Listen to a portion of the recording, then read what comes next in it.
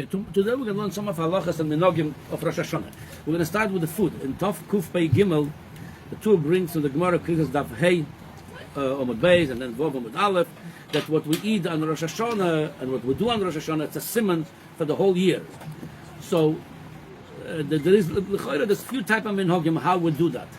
Some people make mamash a whole like a seder plate, and they have the brachas and the yirotzon. So this is really. So the Gemara, like I said, the Gemara Amar Rabbi. I'm reading to the Gemara. Asher da Amrin and Simon Milsehu. Since there was Simon as a year rogel inish lameichal reishato. You bring the whole list of food what you should eat. Now, so what's the pshat? You should eat and said the yirotzon and what for the brachas, the rishonos, because it's during the suda. So here is what the shita, what people do make this whole plate and the brachas and the yirotzon, and the shita of Rav Hai Gon. So that's what the Mordechai brings from Rav Hai Gon. He says. Minhogim shel Rav Hai Gon zal lomer al kol dover v'dover ez a dover have a siman. Kagon b'dalas yomar hikra gzar dinenu. Eat the pumpkin, you say hikra gzar dinenu.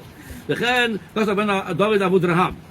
Tell you the kosa about sheyesh oimrim b'loshen tefillah yirotzim u'fanecha Hashem alaked v'alaked. Make a whole prayer with Shem Hashem, and you say the yirotzim. That's the minhag of Rav Hai Gon, and like I said, many people do that. However, the Mordechai also bring. From that L'chora looks like the shita of the tour over here. I'm reading from the Vesiyasa that quotes the Mordechai. Medivra Rabbeinu and Nirish Torah Chlomer Shum Dover.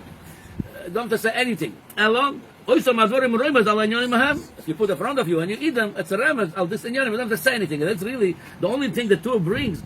Says K'mo Ba'ashkenaz Shirgim Be'echol B'tchil Asut Tapuach Mosak B'dvash. Lomar T'chad T'chad Shon Tova Musukam. So the only thing where they said the yirotzon really it's on the apple with the honey, which is that's also min kabad, and the rest you eat, you have it in front of you, but you don't say. So again, so everybody does according to his own minhag. Some say according to Rabbi Hai Gon, you sold the yirotzon. Some say just have it in front of you. And ad kedekach, there is a shita that you don't have to even eat from it, just to have it in front of you. So if somebody, let's say, it's something that's too sugary for him or whatever, he's allergic to it or don't want to eat it, just having it in front of you, it's also a good simon. So three shittas. Just no, but the apple look like everybody has the minhag to dip the apple in the honey and say that the shontam sukkah. But everything else, like I said, three shittas. A, just have it in front of you if you don't want to eat it. B, eat it, but don't say the yirotzon. And the third shitta, or whatever the numbers, it doesn't make a difference. The shitta of Rav Hai Gon, which is many people know it like this, the mamish eat from it. Okay, now, also, the Magen Avraham brings Legabe what to eat and what not to eat. So that's come from the Magen Avraham. It says like this. Yochel dogim lifras v'lirbos. We eat also fish because the fish multiply to show that we should multiply. And then he says, V'en mevashlim b'choymet. That's from Rabbeinu David Abu Draham. We don't cook them in a vinegar. So the question is like this. How far you go with this? Lamashal, somebody asked me last week if you could use lemon juice in the food. Or we're going to say, since you don't want something soury, so you're not going to put lemon juice. So I don't think we should go too far with this.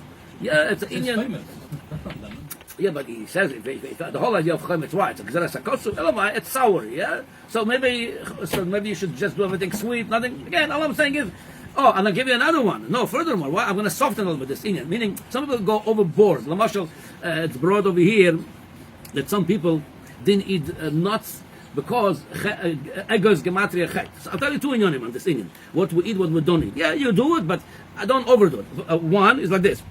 I'm reading from Darche Moshe. Because of what we eat the kidneys, it says, that the meat from the kidneys you eat. It's good for your eyesight, it's good for Rosh Hashanah. Again, all the simonim for Rosh Hashanah.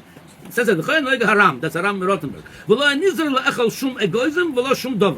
He wasn't careful not to eat something. Well, meaning he didn't care for if you liked, according to him, if you like fish with vinegar, go ahead and eat it. If you like to eat egoism, go ahead and eat it. All I'm saying is there is such a shitta also that didn't make such a big deal out of it. Okay, so now furthermore, the say from the Ger Rebbe, the Beis Yisrael, some people are so careful with nuts, not to eat nuts on Rosh Hashanah because gematria chet. It says, remember, if you're so careful with the gematria chet, it says chet is also gematria chet. So be careful with doing chatoim. So you're careful not to eat the nuts, gematria chet. Chet is also gematria chet, he said. So just be careful of the chatoim too. Okay, now, so again, according to the food, like I said, some people go overboard with it. If some people ask questions, what about onion, what about garlic? If you like it, if the recipe call for it, yeah, we'll try to make more sweeter foods, but if that's what you like, you don't have to suffer eating something you don't like on Rosh Hashanah. Okay, one more Indian. Even though the Rosh Hashanah is Yom Tov, it says, Ichlu Mamtakim, Ichlu Mashmanim, Shtu Mamsakim, that's have to be for the good simon, should be a sweet year, a fat year with abundance. But it says we should remember that Rosh Hashanah, it's not a regular Yom Tov. It's mitzvah with have to do avodas Hashem b'simcha, including true have to be with the happiness, with the joy. But there is an element of yira. So it's not regular Yom Tov. The regular Yom Tov will do more overboard the simcha. Now, yeah, we're happy, but it has a lot of element of seriousness into the meals of Rosh Hashanah. Also, he brings very important. It's based on the Zohar. The Mate, there's a Pirush Mogen Elef Mogen and the Mate Ephraim. He said like this. V'yizor sheyazmin oni al shulchana. Be careful on Rosh Hashanah. You should invite guests. Oni, if it's not oni, at least try to have a guest. People are going to say, look, this guy eating, enjoying himself. He doesn't care for others. Should not be such a pischan peh. Yeah. V'im b'shar Yom Tov. Other Yom Tov is more. You have to be careful and bring the Zohar.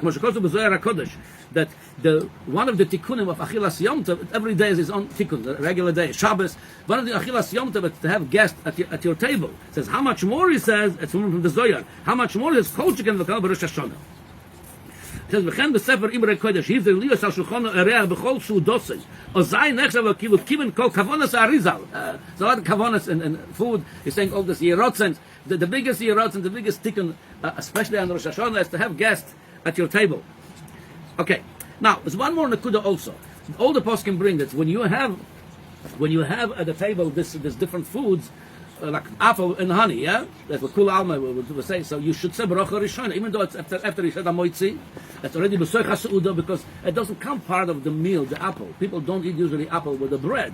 It comes usually we eat it as dessert. That we say bracha on it usually. So even though you eat at the beginning of the suda, you should say bracha on it. However, here's the catch over here. Not on everything you eat for the simonim you're going to say bracha. He brings over here also in Elef HaMogem.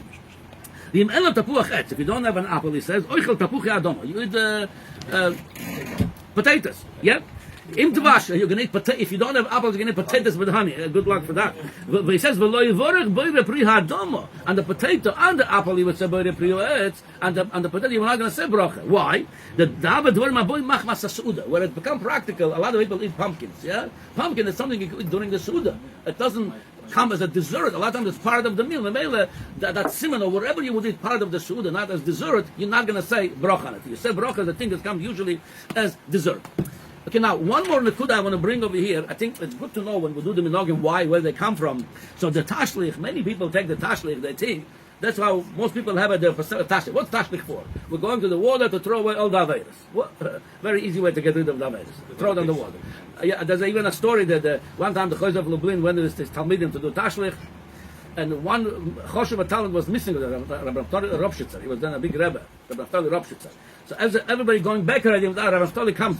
The Choshev told him, Naftali, who is the Gevel? Where are you? Why didn't you come to the Tashin? He says, I'm going to pick up whatever the Rebbe threw away. I'm gonna pick up what you threw away. Your averes, I'm gonna pick up. He says, that's my mitzvah. Anyway, so this is really, if you look in the poskim, they don't say one word about throwing to the water your averes. It's stuck abroad by the tashlich. We have a nusach tashlich yom kol chatoisom. We say that in the psukim of Micha, I think, was throw away all the averes. However, what is broad, which is important to know. And by the way, it could be also that you're throwing the. I'll tell you how. I'll tell you in a minute why you're throwing the averes. But it's broad in poskim. First of all, here is what the Darche Moshe brings on the Maharil. Shnagim lelech al nohor. The minhag is to go to the river. Most people today maybe. Especially if you don't Rosh Hashanah, they don't live next to a river, they don't do it, they go to a pond or to a fish tank. But that's the minhag originally, go to the river.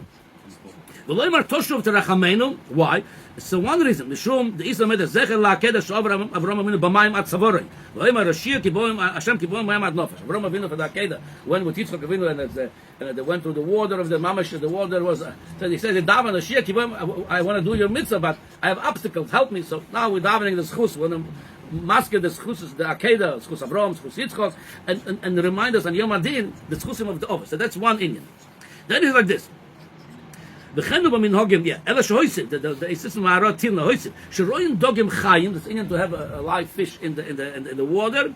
The Efshar shul lesima shul tishlot b'ano ein hora two inyanim. Why would it fish? Hey, there's not the Gemara in Bracha says in other places the fish don't have ein hora. The same thing. Who should not have ein hora? Like a fish, because the water covering on them, they're less visible.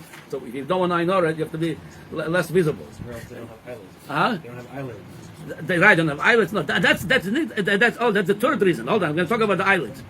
Yeah, v'nivre v'nirbe kedogim multiply like the fish, and that's what he says. That another reason that the inyan of the fish, it shows an inyan of hashgacha pratis. Same thing, the fish never close their eyes. Hashem should never close his eyes from watching us and protecting us. That's another. So all this doesn't mention one word of chatoim. Yeah. Now, where do the chatoim come from? So I'll tell you where they're coming from. It says in the Gemara, Hashem promised, if he said to Moshe Rabbeinu, if you're going to say that tefillah vayavar with sliches and we say the gimel midas harachamim, Hashem for sure will moichel.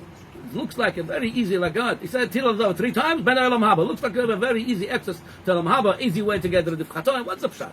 Pshat is like this: when you say gimel midas harachamim, Hashem kol racham v'chanun erech apayim. And the idea of the mitzvah is not just saying it; it's mas v'saim. It's just the duties of the lips. The idea is Hashem racham v'chanun. You should be also racham v'chanun. He has mercy. He's erech apayim. He has a lot of patience. If you learn from the gimel midas harachamim, especially barabim, it's more effective. Then Hashem said, "You know what? If you learn my ways, I'm going to forgive you. You're going to live a godly way." Something over there we're going over there by the saying the pasuk from Micha, which is corresponded to gimel midas harachamim. If you learn, you want Hashem to forgive you, you have to forgive to others. You want Hashem to be with mercy to you, you'll be with mercy with others. You want Hashem to be kind to you, you'll be kind to others. So that's the pshat. With that, you get rid of the chatoim because you're learning from the ways of Hashem. That's what Hashem wants from you. He doesn't want to punish the Rishonim, he wants him to do tshuva. So if you learn from Hashem to live the godly ways, that's okay. I'm going to forgive you. So that's what I said. The main inyan of tashlich, it's not so much throwing the chatoim, that's all, but there's all other inyanim over there. A good geben shiur.